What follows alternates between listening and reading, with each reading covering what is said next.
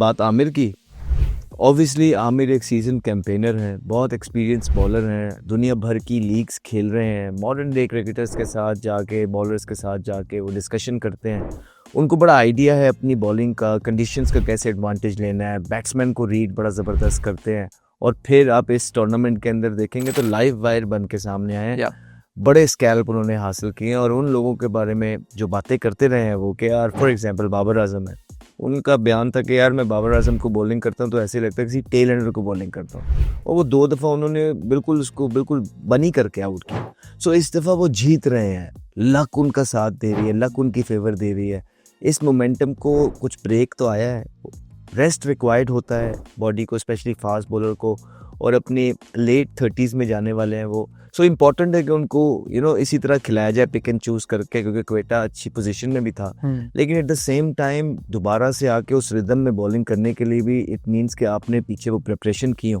ये जो पिछले दिन गुजरे हैं जिसमें आमिर रेस्ट कर रहे थे, तो उन्होंने अपना ख्याल रखा। वो जब आज बॉलिंग करेंगे तो पता लग जाएगा। अदरवाइज क्वेटा के लिए तो बहुत पॉजिटिव साइन ना सिर्फ आमिर का होना है, खुरम शहजाद का उनके साथ होना। You wanted to ask something? या तो मैं खुरम शहजाद की आपसे ये बात करना चाह रहा था अहमद, कि हमने देखा है कि हम अक्सर प्लेयर्स को एक टैग दे देते हैं कि ये रेड बॉल का बॉलर है, ये फ्ला फॉर्मेट का बॉलर है। खुरम शहजाद के साथ भी हमने ऐसा होते देखा, and I am pretty sure Quetta में आपने उनके साथ टाइम गुजारा होगा कि उनको फर्स्ट क्लास का एक कह दिया गया कि ये लंबी मतलब क्रिकेट का बॉलर है। Of course 59 first class matches में 201 उनकी विकेट्स हैं। लेकिन अगर हम उनकी T20 बॉलिंग की बात करें तो उसके अंदर भी हमें नज़र आता है वो जो एक 6 to 8 मीटर लेंथ होती है, वहाँ पे वो बॉल डालते हैं। और मुझे पता है उनको अक्सर पाकिस्तानी जो है वो पाकिस्तानी के डेल स्टेन कहते हैं। मुझे इससे जब मैं उनको बॉलिंग करता देखता हूँ तो मुझे वो जॉश हेजलवुड का एक होता है, I am not making any comparison, just for the sake of an educated discussion मैं ये उनका नाम ले रहा हूँ कि जॉश हेजलवुड का मुझे होता है कि वो भी बिल्कुल वो test match length T20 cricket में हिट करते रहते हैं। तो Ahmed, being an opener, being a batsman जिसने इतनी क्रिकेट खेली है, what I wanted to ask was why is it so tough कि उस लेंथ के ऊपर खेलना, and why is it so tough to play Khurram Shahzad? Recent past में जितनी डोमेस्टिक मैं खेला हूँ, आई वोंट एग्जैजरेट, सबसे मुश्किल बॉलर खुरम शहजाद लगते थे जितनी भी क्रिकेट मैं खेला हूँ, राइट। चाहे वो थोड़ी सी सपोर्ट वाला रेड बॉल की क्रिकेट है या वाइट बॉल की क्रिकेट नए बॉल के साथ है, उनकी रिस्ट ऐसे लगती है कि उनकी रिस्ट इतनी स्मूथ है या इतनी फ्लेक्सिबल है कि उनको सपोर्ट मिलती है। इवन फ्लैट डेक्स पे भी नया बॉल उनका हिलता है। फिर वो जब जंप लेते हैं, आपने देखा होगा, वो जंप के अंदर अपना जो क्रीज है वो चेंज करते हैं, wide of the crease jump में जाते हैं। कुछ लोग भागते हुए ही चले जाते हैं, तो वो आपको आइडिया हो जाता है। लेकिन खुरम शहजाद की एक टेक्निकल पॉइंट आप ये नोट करेंगे कि जब वो वाइड ऑफ द क्रीज जाते हैं ना बॉल करने, तो वो जंप ही वाइड लेते हैं। वहाँ पे बैट्समैन के लिए वो एंगल को फौरन से पहले परखना ये बड़ा मुश्किल हो जाता है कि अच्छा आ तो सीधा रहा था, तो बॉल डिलीवर सीधा करना था, लेकिन ये बाहर चला गया।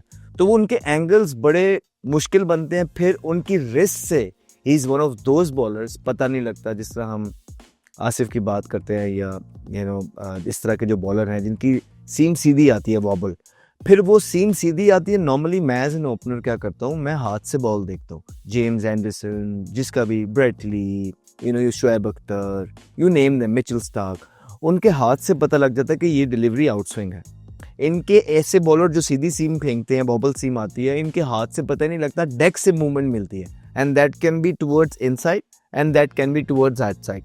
इसलिए ये ज़्यादा मुश्किल बॉलर हैं। और पाकिस्तान की पुरानी आदत है, पाकिस्तान के सीनियर प्लेयर्स की, कि अनफॉर्चुनेट है कि वो इतनी जल्दी परसेप्शन डेवलप कर देते हैं और उनको पता ही नहीं है कि कितनी बड़ी रिस्पॉन्सिबिलिटी कैरी करते हैं वो लोग जब वो इस तरह की बात आके ऑडियंस में वो करते हैं या आवाम को करते हैं, किसी प्लेयर के बारे में एक परसेप्शन डेवलप करते हैं। ना सिर्फ आवाम को वो ये बताते हैं, इनफैक्ट वो इस प्लेयर का करियर जो है ख़राब करते हैं।